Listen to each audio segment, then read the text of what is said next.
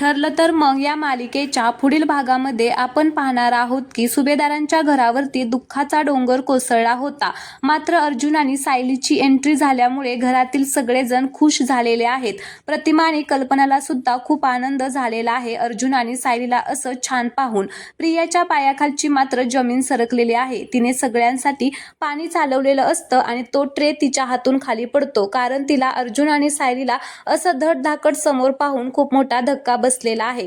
मग ती सरळ आता तिथून महिपत आणि नागराजकडे जाते आणि खूपच रागाने त्यांना म्हणत असते की तुम्हाला काहीच जमत नाही हो, काहीच जमत नाही. तर महिपत नागराज तिच्याकडे खूपच रागाने बघत असतात. तर प्रिया म्हणत असते की ते अर्जुन आणि सायली धडधाकट जिवंत परत आलेले आहेत घरी, आता काय करू मी, असं म्हणून त्या दोघांवरती खूप चिडलेली आहे. तर संध्याकाळी चैतन्य अर्जुन आणि सायलीला भेटायला आलेला असतो. तर सायली आता म्हणत असते की हा अपघात नव्हता चैतन्य भाऊजी, हा घातपात होता. आता हे सगळं सायली ज्या वेळेस बोलते त्यावेळेस चैतन्याला खूप मोठा धक्का बसतो. तर अर्जुन म्हणत असतो की खरंच हा खूपच मोठा प्लॅन होता आणि तो नक्की कोणी केला होता हे आपण शोधून काढूया. तर चला, आजचा हा प्रोमो आवडला असेल तर प्लीज चॅनलला सबस्क्राईब करा. धन्यवाद.